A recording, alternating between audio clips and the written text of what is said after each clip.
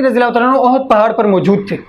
احد پہاڑ ہلنے لگا تو نبی کریم صلی اللہ علیہ وسلم نے اس کے اوپر پاؤں مارا اور فرمایا کہ اس کو تو احد، کہ اے احد تو رک جا، کیونکہ تیرے اوپر ایک نبی، ایک صدیق اور 2 شہید موجود ہیں.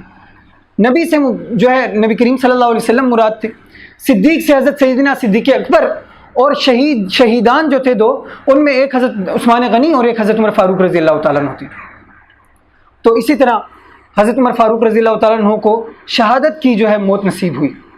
آخری عمر میں دعا کیا کرتے تھے اللہ تبارک و تعالیٰ سے، اللہم ارزقنی شہادتاً فی سبیلک، اے اللہ مجھے اپنی راہ کے اندر شہادت نصیب فرما، وموتاً فی بلد حبیبک، اور اپنے حبیب کے شہر کے اندر موت مجھے نصیب فرما.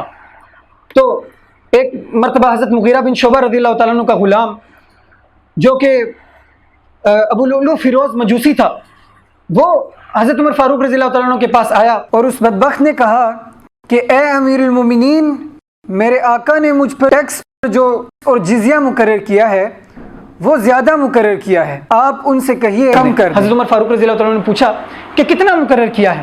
اس نے کہا کہ 2 درہم مقرر کیا ہے. حضرت عمر رضی اللہ تعالیٰ عنہ نے پوچھا کہ بھئی تم کام کیا کرتے ہو؟ اس نے بتایا کہ بھئی میں مصور بھی ہوں، کاریگر ہوں، بہت ساری چیزیں بناتا ہوں. تو حضرت عمر رضی اللہ عنہ نے فرمایا کہ جو اتنی صفات کا حامل ہو شخص، جو اتنا کاریگر ہو، اس کے لیے 2 درہم جو ہے یہ زیادہ نہیں ہے، تم کما کر اپنے مالک کو دیا کرو. تو حضرت عمر نے اس کی بھلائی کے لیے کہا کہ تم ایسا کرنا کہ ہمیں ایک چکی تیار کر کے دے دینا، تو اس سے تم اچھے پیسے کما لو گے. اس نے کہا، چونکہ وہ دل کے اندر اس کے نفرت آ گئی تھی، اس نے کہا کہ میں ایسی چکی آپ کو بنا کے دوں گا کہ مشرق اور مغرب والے یاد کریں گے. یعنی اس کے دل میں اب نفرت آ گئی حضرت عمر فاروق رضی اللہ تعالیٰ عنہ کی، اور ایک قسم کی دھمکی سی دے کر گیا.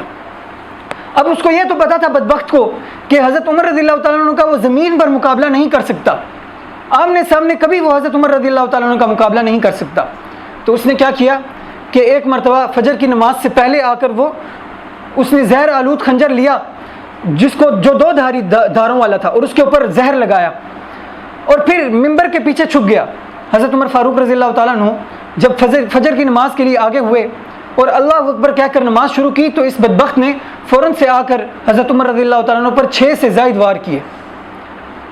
اتنے سخت وار کیے کہ حضرت عمر رضی اللہ تعالیٰ عنہ کی آنتیں باہر نکلنا شروع ہو گئی.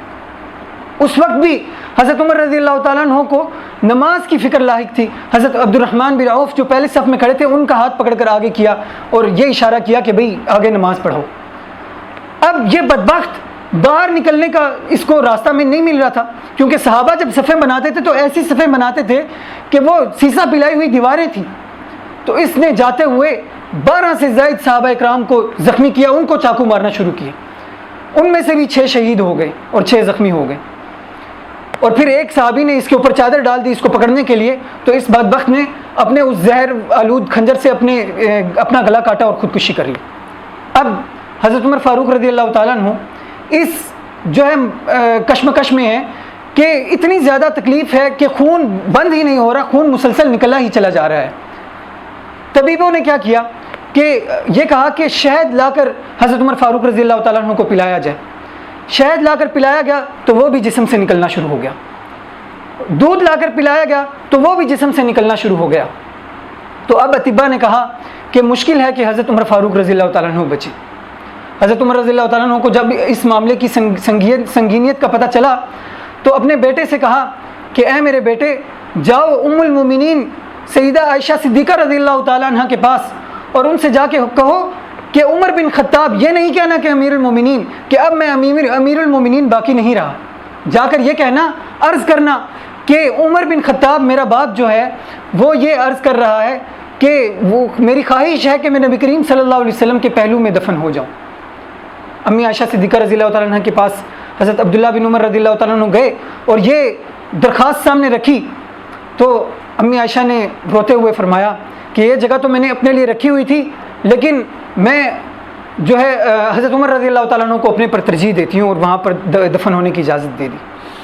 جب واپس آئے اور یہ خوشخبری سنائی حضرت عمر فاروق رضی اللہ تعالیٰ عنہ کو تو خوشی سے رونے لگے، اور پھر فرمایا بیٹے سے کہ بیٹا جب میں مر جاؤں، اس دنیا سے چلا جاؤں، تو تب بھی تم نے جا کر ایک بار اجازت ضرور مانگنی ہے، کہیں ایسا نہ ہو کہ انہوں نے میری جو ہے نا رعایت رکھتے ہوئے مجھے ادھر دفن ہونے کی اجازت دی ہو.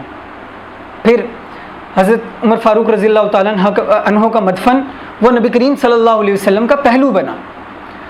حضرت عبداللہ بن عباس رضی اللہ تعالیٰ عنہ فرماتے ہیں کہ جب حضرت عمر فاروق رضی اللہ تعالیٰ عنہ کی میت مبارک چرپائی کے اوپر پڑی ہوئی تھی تو بہت سے لوگ آ کر تعریفی جملے کہہ رہے تھے اور دعائیہ کلمے کہہ رہے تھے۔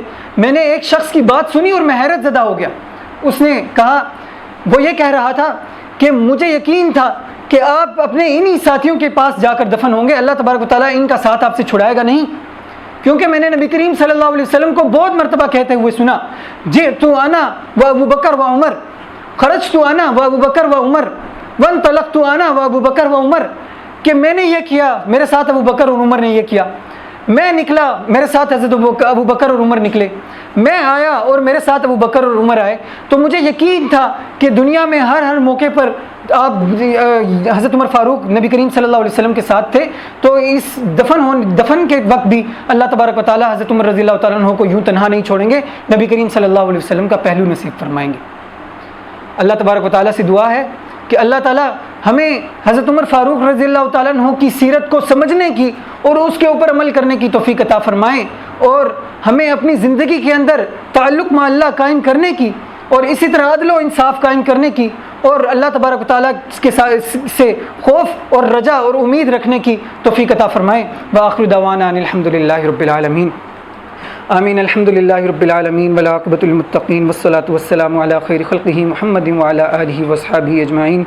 اللہم انا نسألک العفو والعافیۃ فی الدین والدنیا والآخرہ، اللہم انک عفو کریم تحب العفو فاعف عنا یا غفور الرحیم، یا رحیم اللہ یا کریم اللہ۔ یا اللہ آج ہم نے حضرت عمر فاروق رضی اللہ تعالیٰ عنہ کی ذات کا ذکر کیا ہے، یا اللہ ان کی صفات اور ان کی یا اللہ بڑائیاں یا اللہ وہ ہمیں بھی اپنانے کی توفیق عطا فرما دے، یا اللہ ان کی سیرت پر ہمیں چلنے کی توفیق عطا فرما دے، یا اللہ ہمارا حشر بھی انہی کے ساتھ فرما دے۔